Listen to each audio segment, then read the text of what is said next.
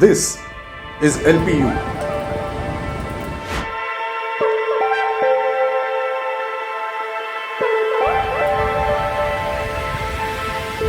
And you're watching Candid Corner with सौम्य बैनर्जी, जहां पे हम आपकी मुलाकात करवाएंगे LPU के कुछ स्पेशल हस्तियों के साथ। तो चलिए, let me take you a couple of weeks back. And in this very first episode, we present to you Member of Parliament Rajya Sabha and Honorable Founder Chancellor of LPU, Dr. Ashok Kumar Mittal.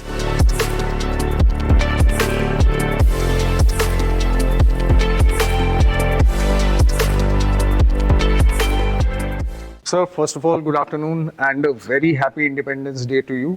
Celebrations were marvelous. We have seen you as a political figure and a father figure. आपने अपने effort से इतनी बड़ी university बनाई है, but आज की जो ये कॉन्वर्सेशन है वो थोड़ा सा कैजुअल फ्रंट पे रखेंगे। सो सर, मेरा फर्स्ट क्वेश्चन ये होगा आपसे कि आपके लाइफ में इंडिपेंडेंस डे का क्या महत्व है, इसकी क्या सिग्निफिकेंस है? सबसे पहले तो आज़ादी दिवस पर मैं सबको मुबारकबाद देना चाहूँगा। जहाँ तक आज़ादी का मीनिंग है मेरे जैसे इंसान के लिए, तो ये है कि हमारा देश आज़ाद तो हो गया था आज से 70 साल पहले, लेकिन जो अगले 23 वर्ष हैं अभी हमारे देश को 100 वर्ष पूरा करने में, उसमें हम विकसित हो। यदि भारत एक डेवलप्ड कंट्री हो जाता है अगले 23 वर्षों में, तो उसका मतलब ये है कि हम जेन्युइनली आज़ाद हो गए थे 1947 में। 100 साल बाद आज़ादी का मेरे लिए तो मीनिंग ये होगा, we should be a fully developed country. Right. लेकिन जब मैं बात करता हूँ स्टूडेंट्स की, चाहे वो LPU के स्टूडेंट्स हैं, चाहे देश के और स्टूडेंट्स हैं, और वो स्टूडेंट जो कि कॉलेज में या यूनिवर्सिटीज़ में पढ़ रहे हैं, मैं समझता हूँ उनके लिए आज़ादी का मतलब ये है कि जब वो कॉलेज से यूनिवर्सिटी से पास होकर निकले, डिग्री लेकर निकले, तो उनके दिमाग में ये हो कि कोई प्रेशर नहीं है उनके ऊपर, कोई दबाव नहीं है कि अब उनका लाइफ में क्या होगा। उस प्रेशर से, उस दबाव से जो आज़ाद होना, उनके लिए आज़ादी होगा। और वो कैसे होगा? यदि उनको एक अच्छा करियर मिलता है, उनको ये श्योरिटी है कि यदि वो दिल लगाकर पढ़ रहे हैं और डिग्री हासिल कर रहे हैं अच्छे तरीके से, तो वो करियर के प्रेशर से आज़ाद हैं। तो उनके लिए ये आज़ादी है जो मैं समझता हूँ। सर, अब चले जाते हैं आपकी हिस्ट्री में। मैं जानना चाहूंगा कि आपकी लाइफ में कोई ऐसा स्पेशल रिचुअल था जो कि आप इंडिपेंडेंस डे पर मनाया करते थे, या फिर कोई स्पेशल जगह जहाँ पे आप जाया करते थे? हम जालंधर कैंटोनमेंट में रहते थे, अभी भी वहीं रहते हैं। तो क्योंकि जालंधर कैंटोनमेंट वो जगह है, या कैंटोनमेंट कोई भी होती है, वो आमतौर पे फौज चारों तरफ होती है। हम फर्स्ट फ्लोर पे रहा करते थे, तो वो एक प्रभात फेरी होती है जैसे, तो ऐसे आज़ादी की प्रभात फेरी हुआ करती थी कि जो जालंधर कैंट के लोग शुरू होते थे एक जगह से, आज़ादी के गाने गाते हुए, झंडा लेते हुए गुजर रहे होते थे। तो जब मेरे घर के आगे से गुजरते तो मैं नीचे उतर के उसमें शामिल हो जाता था। और याद है, फिर वो 3-4 चौक आगे जाके रुकते थे और वहाँ वो झंडा फहराते थे। तो हम भी एक दर्शक की तरह भांति वो देखा करते थे और अच्छा लगता था, और देश पे गर्व होता था, अपने जवानों पे गर्व होता था कि जिन्होंने हमें आज़ादी दिलाई। फ्रीडम फाइटर्स पे गर्व होता था जिन्होंने हमें आज़ादी दिलाई। तो शुरू में तो मेरा ये रहा। फिर बाद में स्कूल टाइम में, ऑफ कोर्स स्कूल के अंदर आज़ादी का उत्सव होता था, उसमें हम लोग जाते थे, पार्टिसिपेट करते थे। तो एक अच्छी फीलिंग्स आती थी देश के प्रति, अपने पुराने महान लोगों के प्रति। Right, right. सर, अब सिंस बचपन की बात हो रही है, तो मैं एक सवाल पूछना चाहूंगा आपसे। हमारे बचपन में स्पेसिफिकली इंडिपेंडेंस डे के दिन हम एक मूवी के लिए वेट करते थे, वो थी राजकुमार जी की तिरंगा। तो आपके लाइफ में, आपके एरा में ऐसी कोई फिल्म थी जिसके लिए आप वेट करते थे, या फिर कोई ऐसा गाना जो आपको याद हो?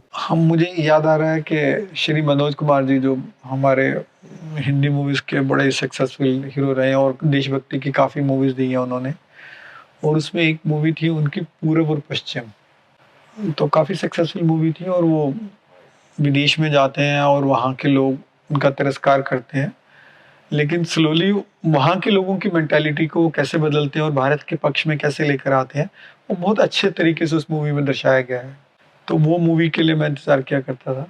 और मुझे एक गाना है कि भारत का रहने वाला हूँ, भारत की बात सुनाता, और उन्होंने इतनी बढ़िया तरीके से पूरी दुनिया को बात सुनाई है, वो मज़ा आता था उसको देख के, और अपने देश पर अपने आप पे मान महसूस होता था।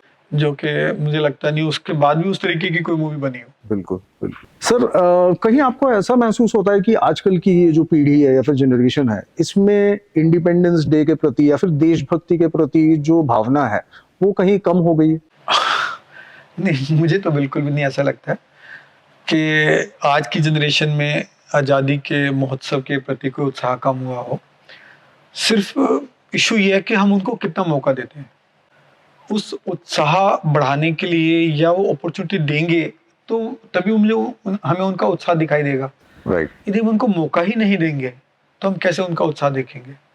तो ये ज़िम्मेवारी एजुकेशनल इंस्टीट्यूशंस की विशेष तौर पर आ जाती है, चाहे वो स्कूल है, कॉलेज है, यूनिवर्सिटी है, या उन संस्थाओं की आ जाती है, ऑर्गेनाइजेशंस की आ जाती है, इंडस्ट्री की आ जाती है कि वो अपने प्रांगण में आज़ादी के उत्सव को मनाएँ, या जो हमारे एनजीओज़ हैं, वो उसको मनाएँ।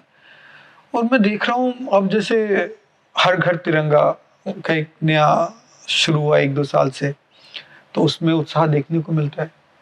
परसों मैं दिल्ली में था, वहाँ हर घर तिरंगा की रैली माननीय उपराष्ट्रपति जी ने फ्लैग ऑफ की थी। तो मैं रोड्स पे देख रहा था, रश ही रश था। मतलब किलोमीटर्स की किलोमीटर्स लाइन्स में यंग लोग जो है वो मोटरसाइकिल पे तिरंगा लेके जा रहे थे। आज मैंने अपनी यूनिवर्सिटी में देखा, एलपी में देखा कि आज इवेंट थी, छुट्टी थी, लेकिन उसके बावजूद भी हजारों बच्चे आए हुए थे और they were enjoying, they were celebrating and they are sharing their pics on the social media. और देखा मैंने कुछ बच्चों को बातें करते हुए कि वो अपने दोस्तों को कह रहे थे, देखो हमारी यूनिवर्सिटी में तो इस तरीके का हो रहा है, तुम्हारे इधर हो रहा है या नहीं हो रहा। तो आपस में उनको जज्बाती फीलिंग आ रही थी। तो हम पर है कि हम कितना बच्चों को इन्वॉल्व करते हैं, कितना मौका देते हैं। बच्चे करना चाहते हैं। हमारे बच्चे आज के उतने ही आज़ादी के प्रति संजीदा हैं जो 1947 में थे। बेसिकली हमारी रिस्पॉन्सिबिलिटी है कि कितना हम उनको अवेयर कर पाएँ, इन्वॉल्व रख पाएँ इस प्रोसेस में। Right, right. सर सिंस ये मेरा भी पहला चांस था कि मैं इंडिपेंडेंस डे सेलिब्रेशन का एक हिस्सा था, मैंने एक चीज़ ऑब्जर्व करी है कि बहुत सारे एनसीसी के बच्चे इसमें इन्वॉल्व थे। तो कोई स्पेसिफिक रीज़न कि आप या फिर ये पूरी यूनिवर्सिटी ऑल टुगेदर एनसीसी पर स्ट्रेस देती है या एम्फेसिस देती है? देखिए, जो एनसीसी है, नेशनल क्रेडिट कोर, ये डायरेक्टली डिफेंस मतलब आर्मी हमारी या नेवी या एयरफोर्स रन करती हैं, तीनों के अलग अलग विंग हैं इसके। और वो यूनिवर्सिटी, कॉलेज, स्कूल स्टूडेंट्स में देश के प्रति जागरूकता लाते हैं, फौज के प्रति जागरूकता लाते हैं और उनको तैयार करते हैं उस तरीके की एक्टिविटीज़ करने के लिए। और जो काम ये ऑर्गेनाइजेशंस कर रही है, एक कमाल का काम कर रही है।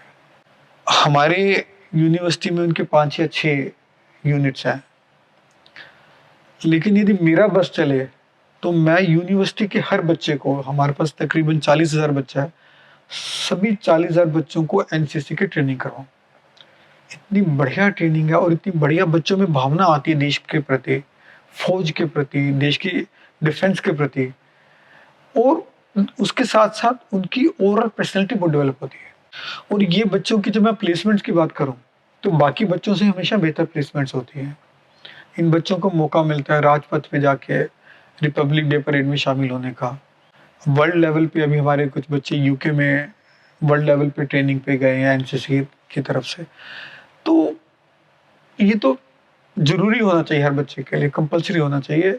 उसकी कॉस्ट यदि आती है, चाहे वो सरकार बियर करे या यूनिवर्सिटी से हिस्सा डलवाए, पर ये हर एक बच्चे के लिए कंपल्सरी होना चाहिए। बहुत इंपॉर्टेंट है, बहुत महत्वपूर्ण है।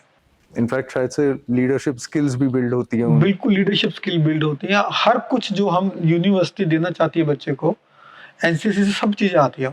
सिर्फ एकेडमिक पार्ट हमारा रह जाएगा, बाकी तो वही सिखा देंगे। पर्सनैलिटी बहुत स्ट्रांग होती है, मेंटली स्ट्रांग होते हैं, हर चीज़ बनती है उसमें। फिजिकली फिट होते हैं हम, परेड करते हैं, सलामी लेते हैं, सलामी देते हैं, वो कमाल की ट्रेनिंग है। तो सर सिंस फ्रीडम की बात चल रही है, तो आजकल अगर देखा जाए तो देश में एंटरप्रेन्योरशिप का बहुत बोलबाला है, बहुत ज़्यादा डिमांड्स है, lot of entrepreneurs are coming out. तो आपको लगता है कि एंटरप्रेन्योरशिप के परस्यूट में there is a sense of freedom, इसीलिए बच्चे ज़्यादा इंटरेस्टेड है एंटरप्रेन्योरशिप में? मेरे हिसाब से entrepreneurship creates sense of responsibility, वो पहले आती है। फ्रीडम तो शायद बात की बात है, काफी लेट स्टेज पर आती है या नहीं आती बात की बात है। राइट। लेकिन यदि यूथ में, कॉलेज स्टूडेंट में, यूनिवर्सिटी स्टूडेंट में एंटरप्रेन्योरशिप के प्रति लगाव बढ़ रहा है, तो ये एक देश के लिए बहुत ही अच्छा ट्रेंड है, पॉजिटिव ट्रेंड है। एग्जैक्टली। हम हमेशा कहते हैं that we should be job creators not job seekers.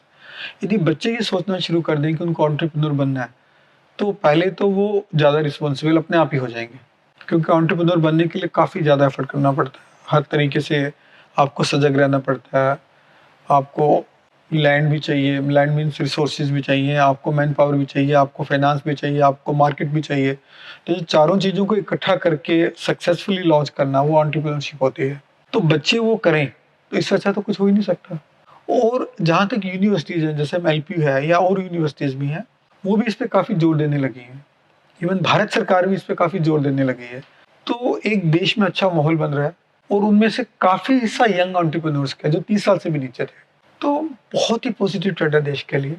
तो मैं तो अपने बच्चों को कहूँगा कि they should work for that. LP में अपॉर्चुनिटीज है, ये अवेल करें। एलपी के बाहर अपॉर्चुनिटीज है, वो भी अवेल करें।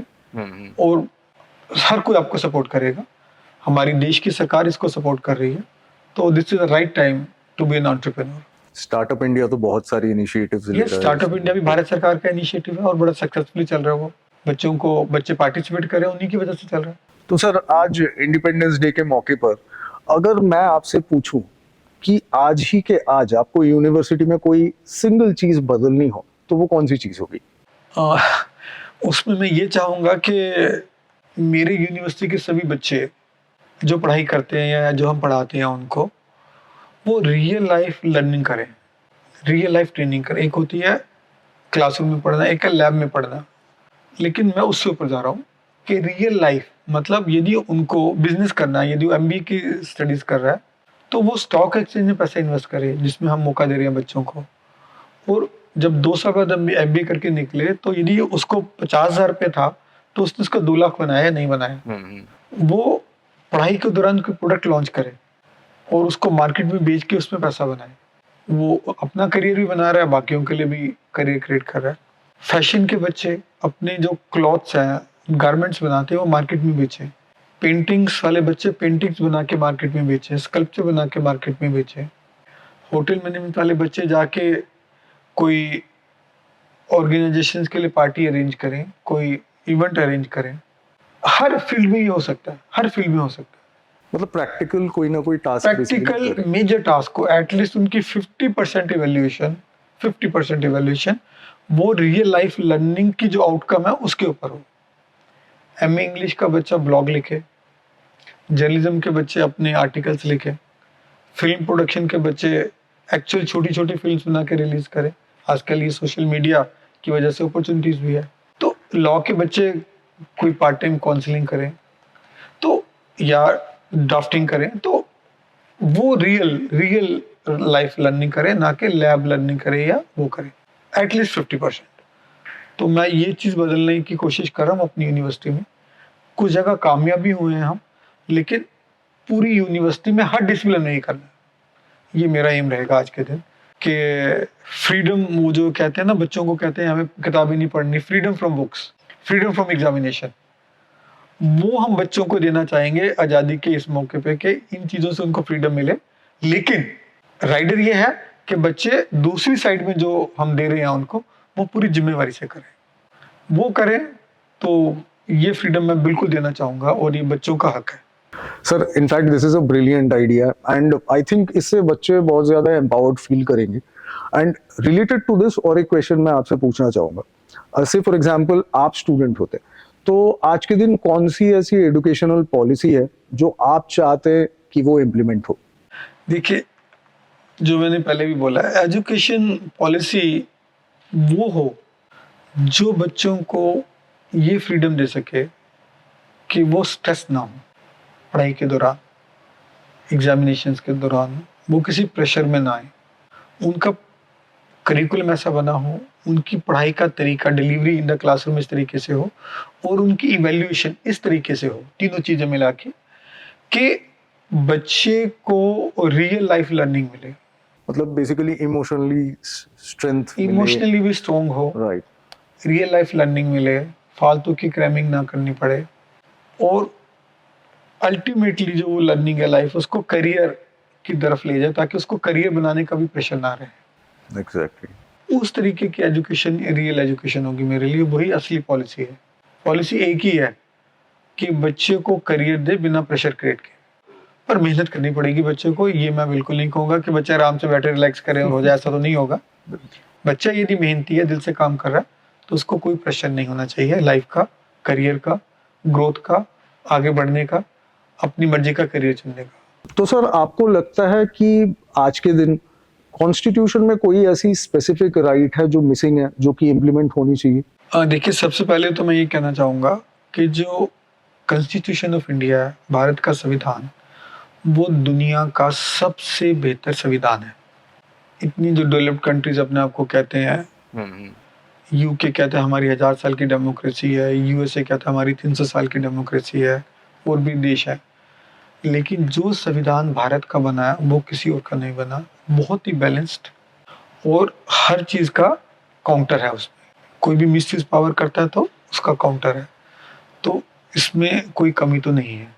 लेकिन अब आपने क्वेश्चन पूछा है, और मैं देखूं आज का जो युग है वो इंटरनेट का ज़माना हो गया, वो ओवर इंफॉर्मेशन का ज़माना हो गया, ओवर एक्सेस का ज़माना हो गया।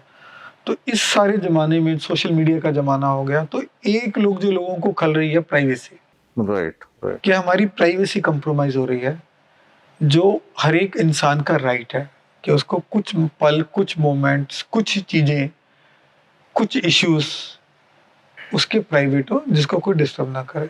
आप बैठे हुए हैं, आपको फ़ोन आ जाता है, प्रमोट, कोई प्रोडक्ट प्रमोट कर रहा है, कोई आपने दोस्त को इन्फॉर्मेशन भेजी है, वो लीक हो जाती है, कहीं निकल जाती है, आपके इवन बैंक अकाउंट्स के लीक हो जाते हैं, और चीज़ें लीक हो जाती हैं। तो वो प्राइवेसी इम्पोर्टेंट है हर एक के लिए। तो वो राइट टू प्राइवेसी, हालांकि स्टैट्यूट हैं उसके लिए डिफरेंट, लेकिन कॉन्स्टिट्यूशन में वो शायद अभी तक नहीं आया। तो वो एक मिले तो मुझे लगता है वो शायद सबसे इम्पोर्टेंट होगा आज के ज़माने में। सर अब एक इंटरेस्टिंग सवाल, आपको अगर अभी टाइम मशीन दे दी जाए तो इंडिपेंडेंस डे या फिर इंडिपेंडेंस एरा के कौन से ऐसे हिस्टोरिक मोमेंट में आप वापस लौटना चाहेंगे या फिर रिलिव करना चाहेंगे? देखिए, जो भारत का फ्रीडम स्ट्रगल है उसमें मेरे ख्याल कोई भी इतने इवेंट्स आए हैं बड़े बड़े लेवल के, आप चाहेंगे कि मैं वो हर चीज़ को विटनेस कर पाऊँ, वो तो शायद नहीं होगा। लेकिन आपने ऑप्शन दी है तो मैं ये कहूँगा, एक तो जो 15 अगस्त 1947 को नेहरू जी ने पहली बार लाल किले पर झंडा फहराया था, और इसी से रिलेटेड आ जाता है कि जब दांडी मार्च हुआ था, उस टाइम जो एनर्जी थी लोगों में, लोग भीड़ में, मैं खड़ा होकर देखना चाहूँगा लोग कैसे आगे बढ़ रहे थे, और कोई डर नहीं था उनको गिरफ्तारी का, गोली चलने का, राइट। लगे हुए थे। तो ये दो चीज़ें मैं विटनेस ज़रूर करना चाहूँगा यदि मुझे कभी मौका मिले तो। सर अब उसी टाइम मशीन में बैठकर फ्यूचर में चले जाते हैं। अरे वाह! 100th इंडिपेंडेंस डे पर आप इंडिया को किस रूप में देखना चाहेंगे? 100th इंडिपेंडेंस डे मतलब 2047, और आज से हम गिने तो 23 वर्ष हो रहा है इसमें अभी। तो यदि मैं चाहूँगा कि जब 2047 आए, भारत एक पूरी तरह विकसित देश हो, डेवलप्ड कंट्री हो। ये हमारे माननीय प्रधानमंत्री श्री नरेंद्र मोदी जी का मिशन है और उनकी इच्छा है, और लगता है जो उनकी वो इच्छा सब देशवासियों की इच्छा बन गई है। एग्जैक्टली। जब हम बोलेंगे डेवलप कंट्री हो, तो उसमें वो सभी चीज़ें हों जो एक डेवलप कंट्री में होनी चाहिए। सबसे पहले तो कोई भी इंसान गरीबी की रेखा से नीचे ना हो। सबसे पहले तो उसमें यह आएगा कि जो हमारा सबसे नीचे वाला तबका है वो बाहर आ सके।